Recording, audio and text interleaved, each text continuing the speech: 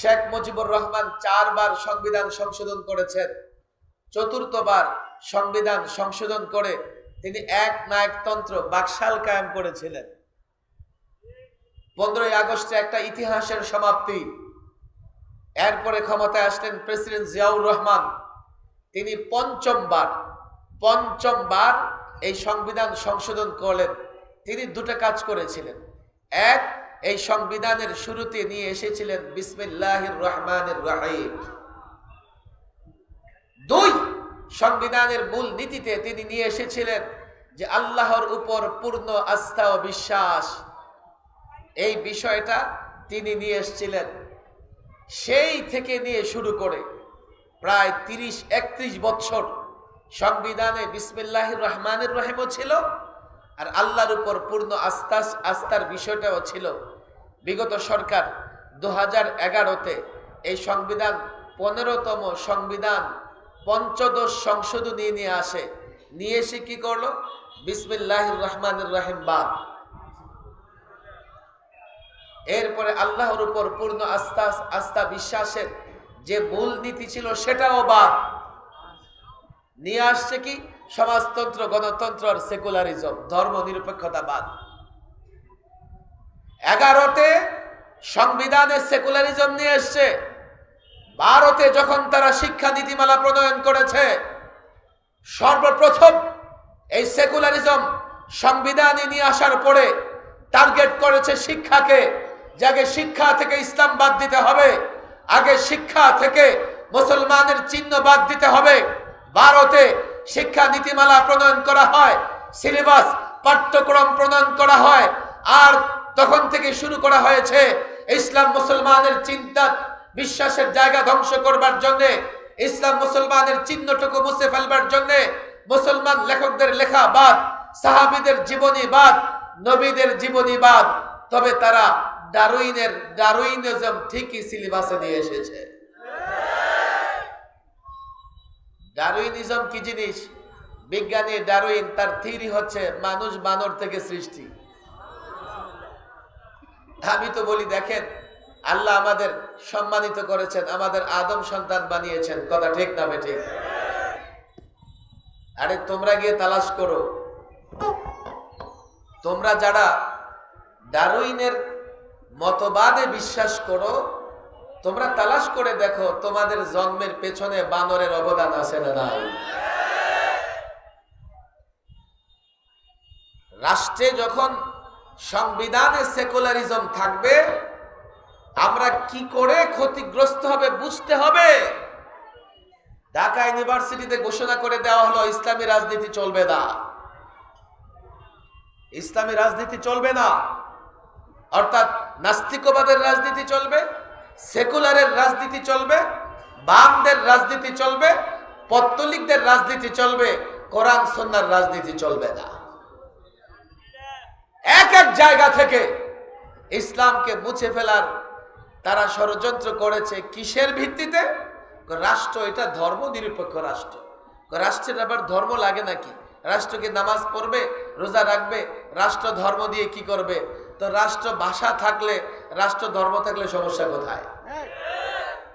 রাষ্ট্রে কথা বলতে পারে, রাষ্ট্রের ভাষা দরকার কি? আবার জাতীয় ফল আছে, রাষ্ট্রে খায়, জাতীয় পোশাক আছে, জাতীয় মাছ আছে, কোনো সমস্যা নাই। সমস্যা হচ্ছে রাষ্ট্র ধর্ম থাকলে। তাদের যুক্তিগুলো দেখেন যে রাষ্ট্রের আবার ধর্ম লাগে নাকি? আরে রাষ্ট্রের তো ধর্ম দরকার নাই, কিন্তু রাষ্ট্রের নাগরিকের ধর্ম দরকার আছে না নাই?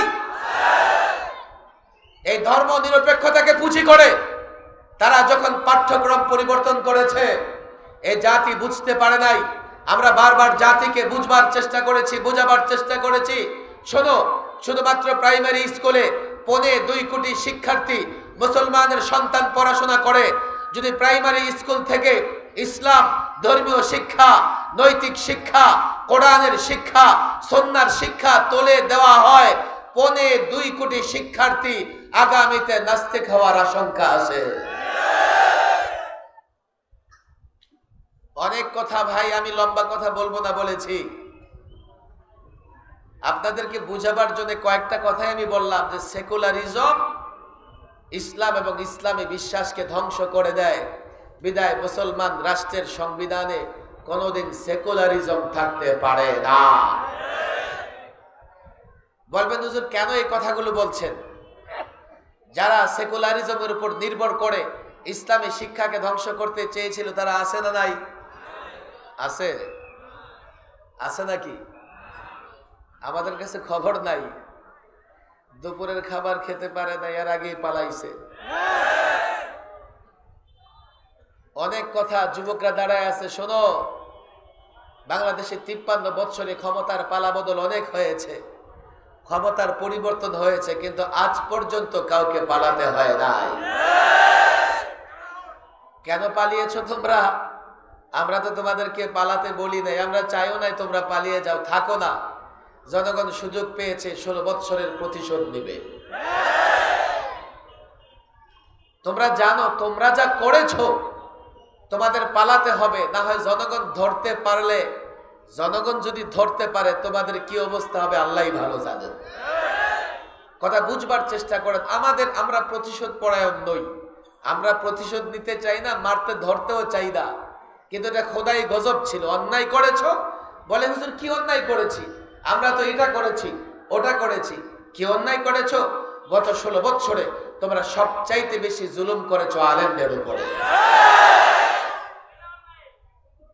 আমি এগুলো বলতে চাই না, আজকে আমার হাতে এত সময়ও নাই।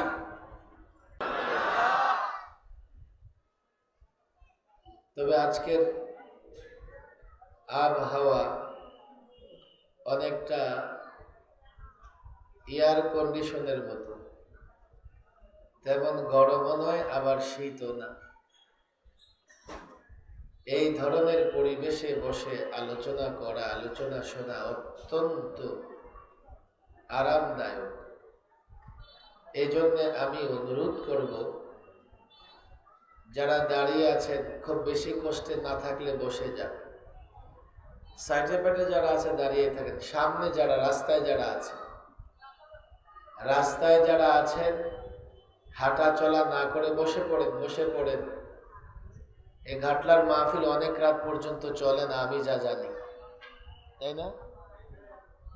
ঘাটলার মাহফিল খুব বেশি রাত পর্যন্ত চলে না।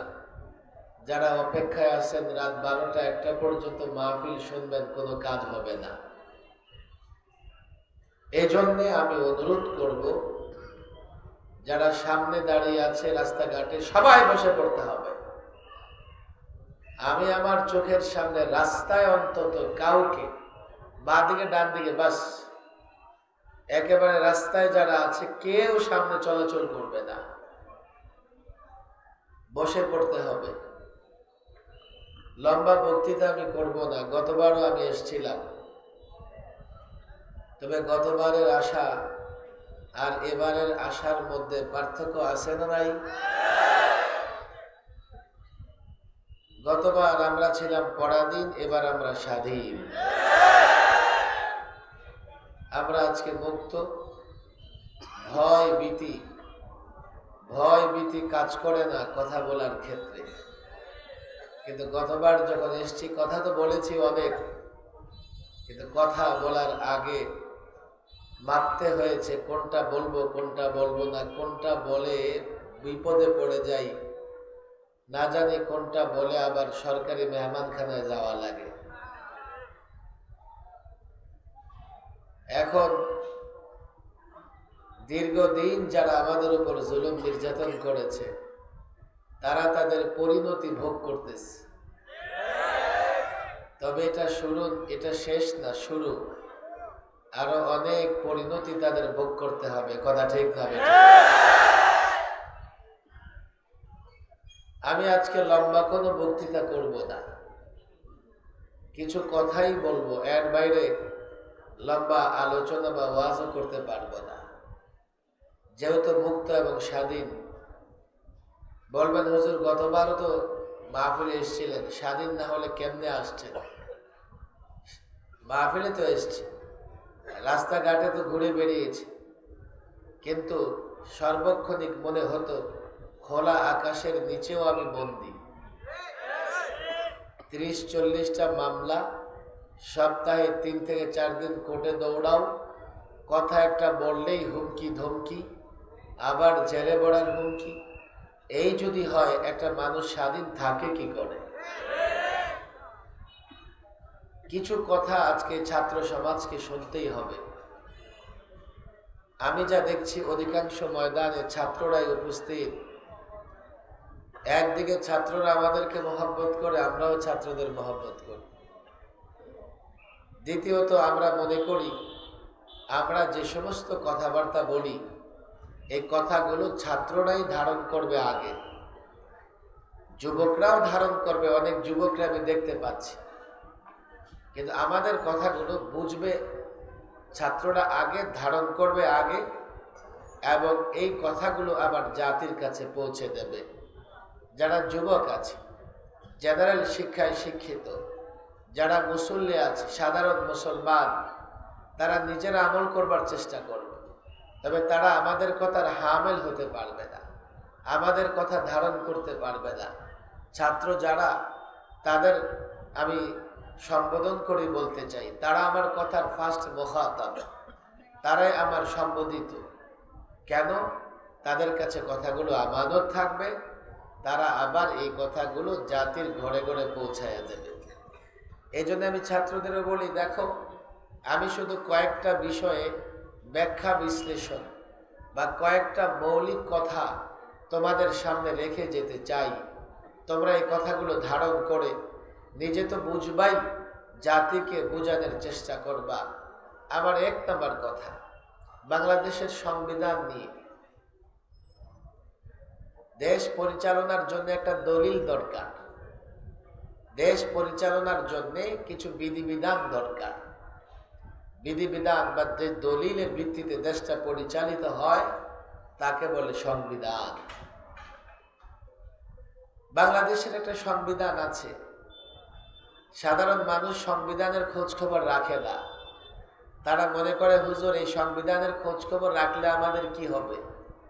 আমি বলি, হ্যাঁ, কি হবে না হবে এটা তো একটা পরের বিষয়, তবে নাগরিক হিসেবে আপনার সংবিধান কি হবে, আপনি কোন বিধিমালার আওতায় এই রাষ্ট্রে বসবাস করবেন, আপনার উপরে কি ধরনের নিয়ম কানুন চাপিয়ে দেওয়া হবে, স্বাধীন রাষ্ট্রের নাগরিক হিসেবে ন্যূনতম খোঁজ খবর আপনার রাখতেই হবে।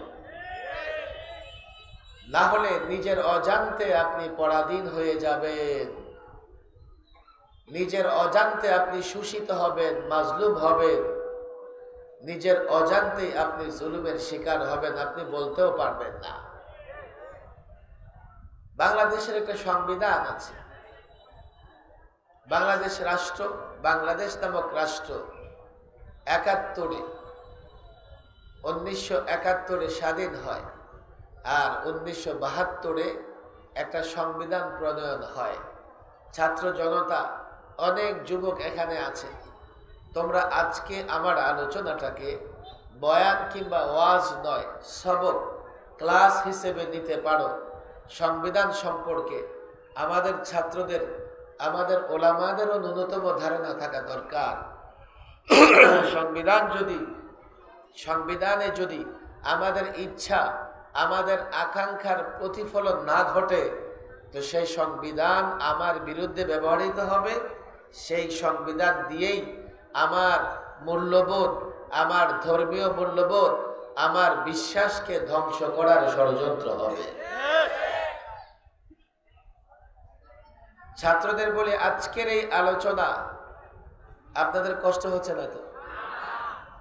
জিমায়ে পড়ছেন? বলেন আল্লাহু আকবার। যুবকরা আওয়াজ দিয়ে বলো আল্লাহু আকবার। বসে পড়ি, যেখানে জায়গা পাই বসে পড়ি। বাংলাদেশের একটা সংবিধান আছে না নাই? 72 সংবিধান প্রণয়ন হয়েছে, এখনো পর্যন্ত 17 বার এই সংবিধানকে সংশোধন করা হয়েছে। 17 বার। স্বাধীন দেশে যখন একটা সংবিধান প্রণয়ন হয়, সেই সংবিধানে এমন কিছুই অন্তর্ভুক্ত হওয়া উচিত ছিল যা দেশের মানুষ বিশ্বাস করে এবং যে বিশ্বাসের উপরে দেশের মানুষ রক্তক্ষয়ী যুদ্ধের মাধ্যমে দেশটাকে স্বাধীন করেছে। কিন্তু বড় দুঃখ পরিতাপের বিষয় হচ্ছে স্বাধীন দেশের সংবিধানে, নবরচিত সংবিধানে এমন একটা বিষয়কে নিয়ে আসা হয়েছে যা এদেশের মানুষ বিশ্বাস করে না, যা আমরা জানি যাকে বলা হয় সেকুলারিজম বা ধর্ম নিরপেক্ষতাবাদ। ওলামা একরাম এখানে আছেন, আমি ওলামাদের সঙ্গে তাকরার করে যেতে চাই।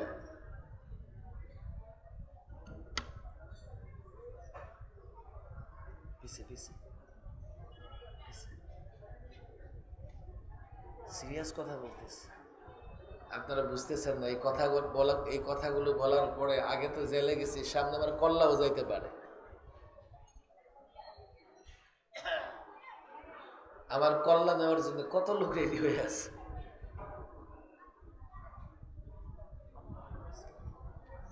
আল্লাহ হেফাজত করো। সেকুলারিজম কি জিনিস? বাংলাদেশের সংবিধানে সেকুলারিজম থাকলে, ধর্ম নিরপেক্ষতাবাদ থাকলে আমি কিভাবে ক্ষতিগ্রস্ত হব, আমার ইসলাম কিভাবে ক্ষতিগ্রস্ত হবে, আমার বিশ্বাস কিভাবে ক্ষতিগ্রস্ত হবে, আমার আমল কিভাবে ক্ষতিগ্রস্ত হবে, বোঝার দরকার আছে না নাই?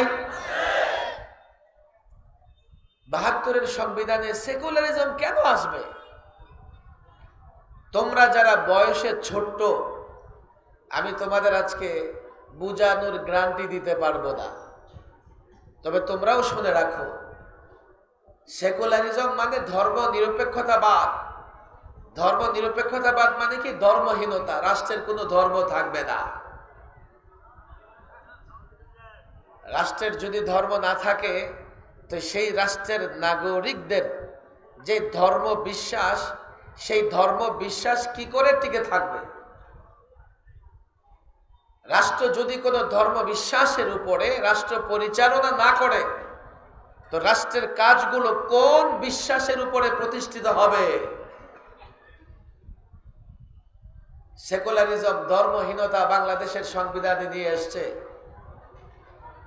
এটার একটা বিকৃত ব্যাখ্যা করা হয়, হুজুর ধর্ম নিরপেক্ষতা মানে যার যার ধর্ম পালন করবে। মিথ্যে কথা। তারা ধর্ম নিরপেক্ষতা নিয়ে, সেকুলারিজম নিয়ে জাতিকে ভুল বোঝানোর চেষ্টা করে। যদি এক্সাম্পল, উদাহরণ লাগে আমি দিয়ে দেব, আপনাদের ধৈর্য ধরতে হবে।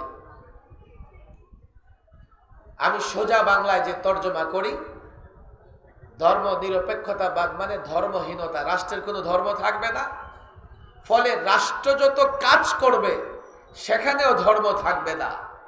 রাষ্ট্র যদি শিক্ষা নীতিমালা তৈরি করে তাতে ধর্ম থাকবে না।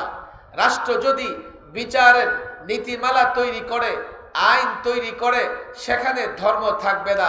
এর মানে হচ্ছে রাষ্ট্রের নাগরিক যদি ধর্মে বিশ্বাসী হয়, ইসলামে বিশ্বাসী হয়, রাষ্ট্রের আইন কানুনগুলোতে ধর্ম বা ইসলাম না থাকবার কারণে সে ধর্ম মানতে পারবে না।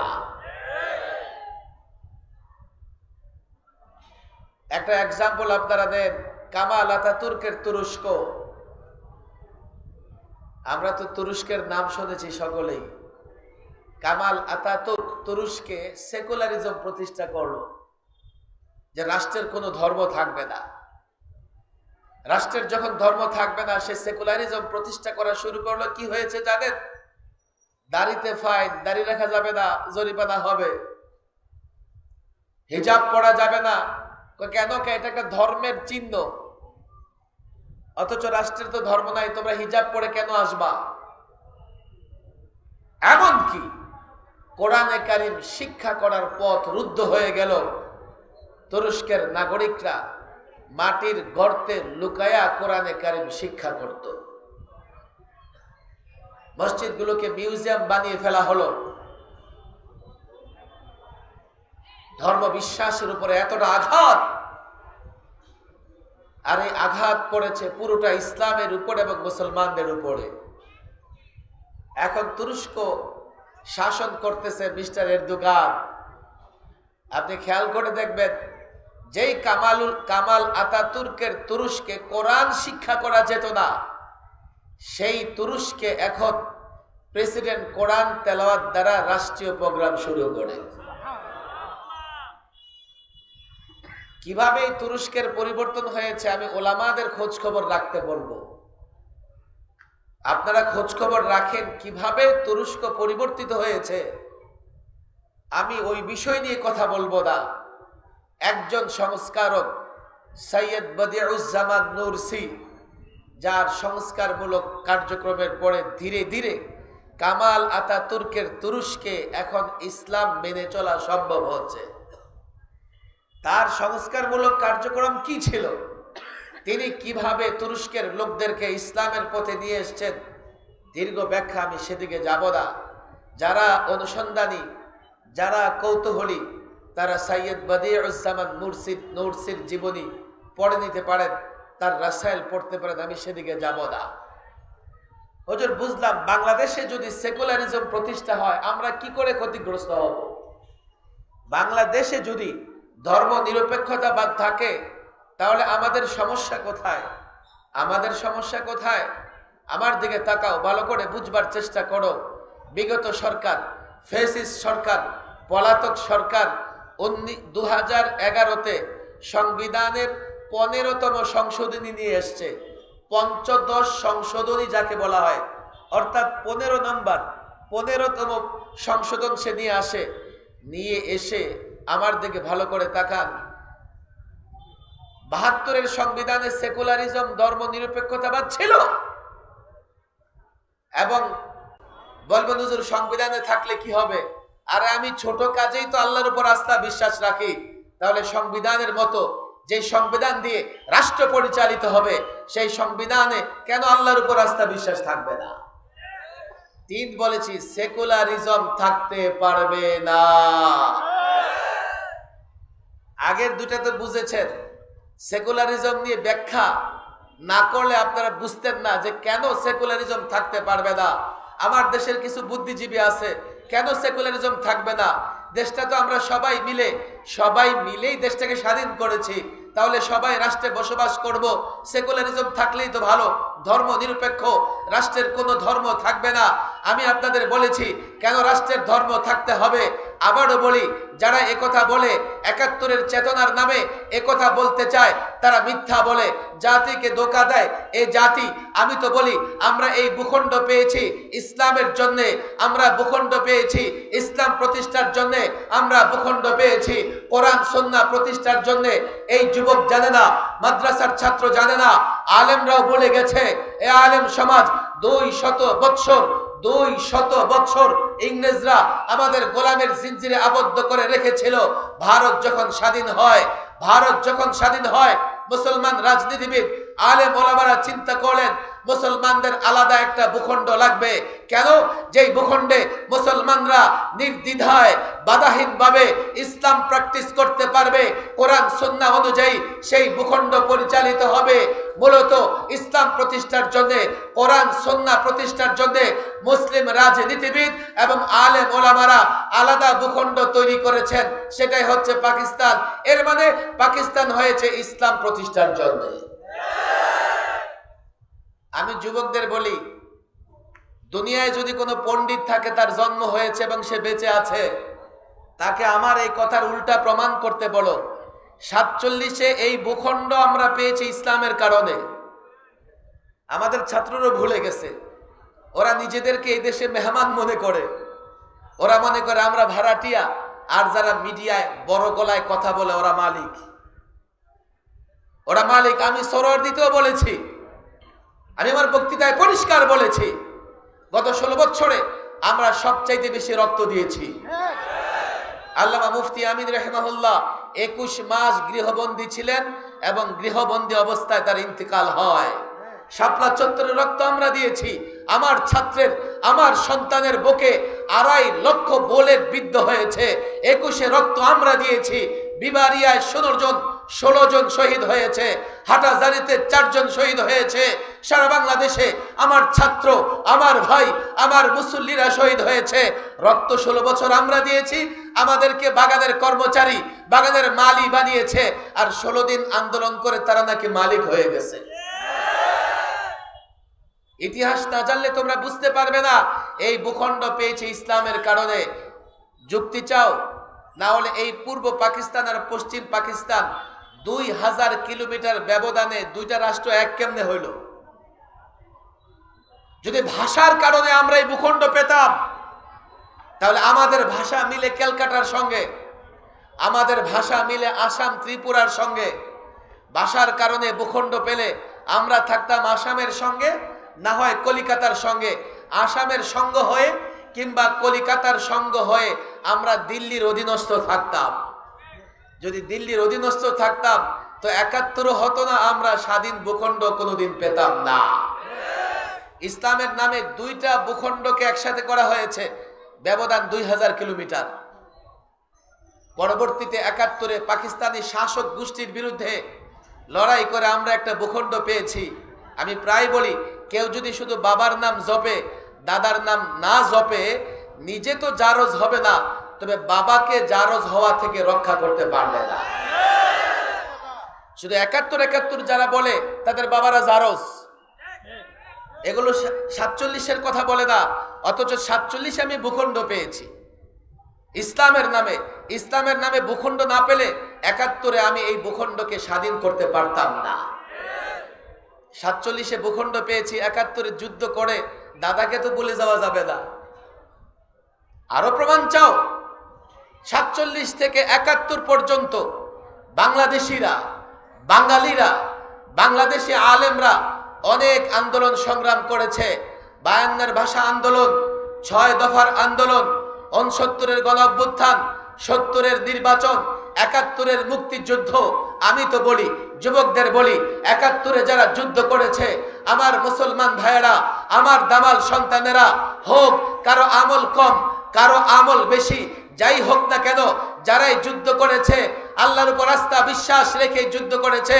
71-এর আগে যেই নেতাই বক্তৃতা করেছে, বিসমিল্লাহ বলে বক্তৃতা করেছে, বক্তৃতা শেষ করেছে ইনশাআল্লাহ বলে বক্তৃতা শেষ করেছে। যেই রাষ্ট্রের মুক্তিযুদ্ধ করেছে মুসলমানরা, যেই রাষ্ট্রের মুক্তিযুদ্ধে রক্ত দিয়েছে এর 99 ভাগ মুসলমানেরা, সেই রাষ্ট্রের যখন সংবিধান প্রণয়ন হবে, ধর্মহীনতা কিভাবে আসবে? 72-এর সংবিধানে ধর্ম নিরপেক্ষতা এনে এদেশের মুসলমানের উপরে সবচাইতে বড় জুলুম করা হয়েছে। এখন রাষ্ট্র স্বাধীন, আমরাও স্বাধীন। আমাদের দাবি হচ্ছে বাংলাদেশের এই সংবিধানে সেকুলারিজম থাকতে পারবে না। আমার একটা আরো 2টা দাবি আমি দিয়ে এসেছি তাদেরকে। কি দাবি? সংবিধানের কোন জায়গায় একথা থাকতে হবে। কি থাকতে হবে? কোরআন সুন্নাহর সঙ্গে সাংঘর্ষিক কোনো কিছু গ্রহণযোগ্য নয়। সংবিধান হোক, আইন হোক, কোন ধারা যদি কোরআন সুন্নাহ বিরোধী হয়, কোরআন সুন্নাহর সঙ্গে সাংঘর্ষিক হয়, সেটা গ্রহণযোগ্য হবে না। বলবেন হুজুর আপনি দিয়ে আসছেন, এটা হয়ে যাবে? আমি বলেছি এটা আমি দিয়ে যাচ্ছি এমন না, 16 কোটি জনতা আমার হাত দিয়ে দিচ্ছে। বললেন হুজুর এটা কিভাবে সম্ভব? আমি বলি আপনারা রাজনৈতিক দলের ইশতেহারগুলো দেখেন না? প্রত্যেকটা রাজনৈতিক দল নির্বাচনের আগে যখন ইশতেহার ঘোষণা করে, জাতির কাছে ভোট ভিক্ষা চায়, তখন তারা একটা কথা বলে যে ক্ষমতায় গেলে কোরআন সুন্নাহ বিরোধী কিছুই করব না। কথা ঠিক না বেঠে? তাহলে এই কথা আমার একার নয়, এই কথা সব রাজনৈতিক দলের। তারা মুনাফিক হতে পারে, আমরা মুনাফিক নই। তারা যে কথা মুখে বলে, এই কথা দেশের 16 কোটি মুসলমানের কথা। এই সংবিধানের কোথায় কি থাকবে আমরা জানি না, জানতে চাই না। একটা ধারা থাকবে কোরআন সুন্নাহ বিরোধী কোনো কিছু থাকলে সেটা গ্রহণযোগ্য নয়। এই ধারা যদি থাকে, তোমরা চুপি সারে যেই ষড়যন্ত্র করো না কেন, তোমাদের ষড়যন্ত্র বাস্তবায়ন হবে না।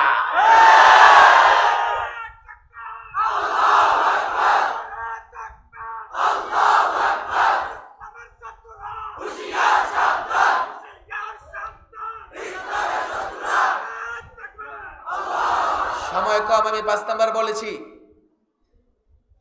সর্বশেষ নবী, সর্বশ্রেষ্ঠ নবী মুহাম্মদ সাল্লাল্লাহু আলাইহি ওয়াসাল্লামকে নিয়ে নানা সময় কটূক্তি করা হয়। আমি বলেছি এই কথা সংবিধানে থাকবে যে সর্বশেষ নবী, সর্বশ্রেষ্ঠ নবী মুহাম্মদ সাল্লাল্লাহু আলাইহি ওয়াসাল্লামকে নিয়ে কটূক্তি করা হলে এটা সর্বোচ্চ অপরাধ হবে। আমাকে বলে হুজুর এটা আমরা বিশ্বাস করি, থাকার দরকার কি? আমি বলেছি তো যেটা বিশ্বাস করেন সেটাই তো থাকবে, যেটা বিশ্বাস করেন সেটাই তো থাকবে, কেন থাকবে না? বাংলাদেশে গত সরকার যদি তার নেতার কটূক্তি ঠেকাবার জন্যে 9 বৎসরের শাস্তির ব্যবস্থা করতে পারে, তাহলে আকায়ে মদিনা মুহাম্মদ আরাবির কটূক্তি ঠেকানোর জন্যে কেন শাস্তির বিধান হবে না? তারা বলবে যে কেউ মনে করতে পারে ইউরোপ আমেরিকা গ্রহণ করবে না। আমি তাদেরকে চ্যালেঞ্জ করছি, আমি যুবকদের চ্যালেঞ্জ করে যাচ্ছি, পৃথিবীর নানা সংবিধানে নানা ব্যক্তির সম্মান এবং মর্যাদা রক্ষা করবার জন্য আইন করা হয়েছে। পৃথিবীর নানা সংবিধানে নানা ব্যক্তির কটূক্তি ঠেকাবার জন্য তার পক্ষে ফৌজদারি আইন, অর্থাৎ কেউ যদি তাকে নিয়ে কটাক্ষ করে তার শাস্তিযোগ্য অপরাধ হবে, আইন করা হয়েছে। আমরা বাংলাদেশেও দেখেছি। আর সর্বকালের সর্বশ্রেষ্ঠ মানব মহানবীকে নিয়ে কটূক্তি করা হবে, এই কটূক্তি ঠেকানোর কোনো আইন থাকবে না। আজকে নোয়াখালীকে কটূক্তি হবে, জনগণ জেগে উঠবে। কুড়িগ্রামে কটূক্তি হবে, জনগণ জেগে উঠবে। কেন জনগণ জাগতে হবে? তোমাদের রাষ্ট্র ক্ষমতায়, আমরা যদি তোমাদের রাষ্ট্র ক্ষমতায় বসিয়ে থাকি, আমরা যা চাই আইন তেমনি হওয়া লাগবে। পরিষ্কার বলে যাচ্ছি, অতীতেও বলেছি, বর্তমানেও বলবো, আল্লাহর নবীকে দিয়ে বাংলাদেশের সীমানায় কোন কুলাঙ্গার কটূক্তি করলে তাকে ছাড় দেওয়া হবে না।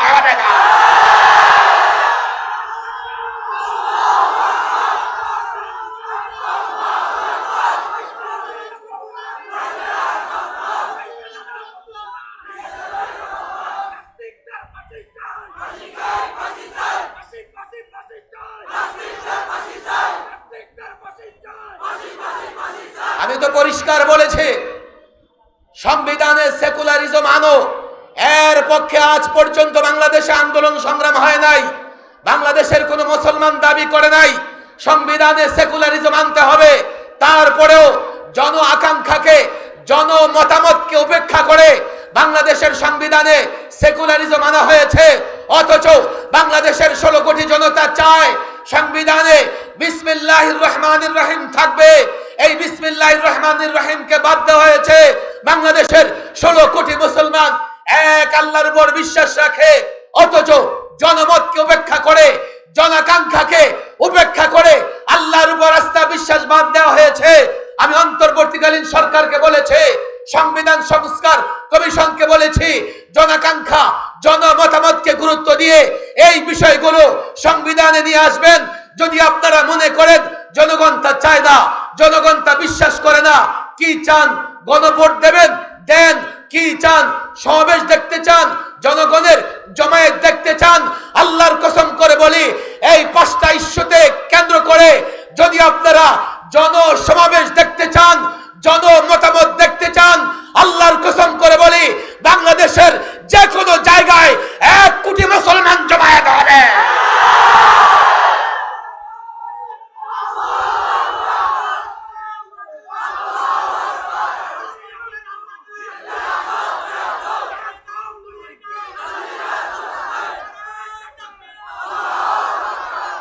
আমি অনুরোধ করেছি তাদেরকে, বাংলাদেশের যা মানুষ যা বিশ্বাস করে তাই সংবিধানে থাকতে হবে।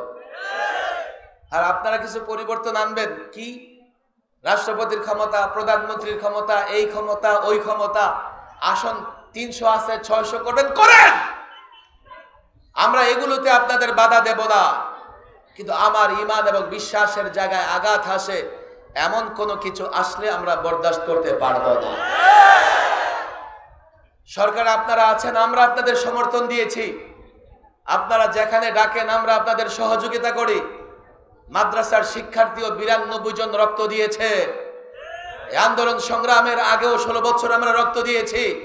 আমরা চাই এই সংবিধানে আমাদের ইচ্ছার প্রতিফলন ঘটবে। আমরা চাই এই সংবিধানে মুসলমানদের ইচ্ছার প্রতিফলন ঘটবে। তারা বলবে হুজুর এমন যদি হয়, এদেশে তো অন্য ধর্মের লোকেরাও আছে, আমি তাদেরকে গ্যারান্টি দিয়ে বলেছি ইসলাম কোনো সাম্প্রদায়িক ধর্ম নয়, ইসলাম কোনো সম্প্রদায়ের কথা বলে না, ইসলাম সবার কল্যাণের কথা বলে। আমি তো বলেছি ইসলাম যদি আসে, আল্লাহর উপর আস্থা বিশ্বাস যদি থাকে, বিসমিল্লাহির রহমানির রহিম যদি থাকে, সেকুলারিজম যদি শেষ হয়ে যায়, আল্লাহর নবীর ইজ্জত সম্মান রক্ষা করবার জন্য সংবিধানে যদি কোনো ধারা সংযোজিত হয়, আমি তো বলি এখন অতীতে অমুসলিম সংখ্যালঘুরা যতটা ভালো ছিল, বর্তমানে যতটা ভালো আছে, ভবিষ্যতে তার চাইতে বেশি ভালো থাকবে। এর প্রমাণ 5ই আগস্ট। 5ই আগস্টে আমরা দেখিয়েছি, 5ই আগস্টে পুলিশ নাই, থানাগুলোতে আগুন জ্বলতেছে, আইন শৃঙ্খলা বাহিনী অসহায়। এই উচ্ছৃঙ্খলা, এই বিশৃঙ্খলার পরিস্থিতিতে অমুসলিমদের উপাসনালয়, গির্জা, মন্দির কারা পাহারা দিয়েছে, কারা রক্ষা করেছে? আপনারা দেখেছেন। আমি ঢাকায় আমার ছাত্র, আমার ওস্তাদ, টুপি দাড়িওয়ালা মুসলমান, ইসলামে বিশ্বাস করে এমন যুবকরা অমুসলিমদের উপাসনালয়, গির্জা, মন্দির পাহারা দিয়েছে।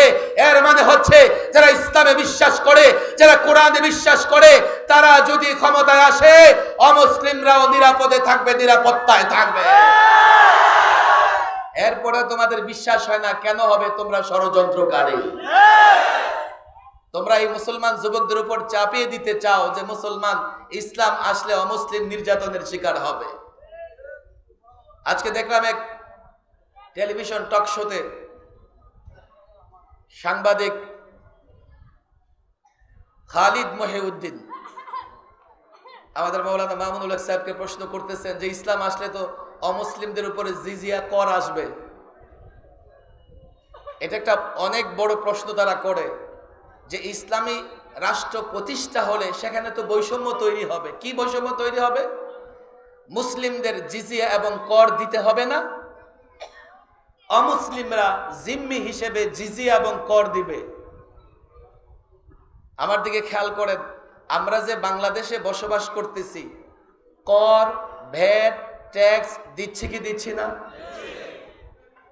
একজন গরিব মানুষ, সেও যদি বিদ্যুৎ ব্যবহার করে, তো বিদ্যুৎ ব্যবহার করার আগে কার্ড যখন রিচার্জ করে, আগেই গভর্নমেন্ট চার্জ এবং ট্যাক্স কেটে নেয়।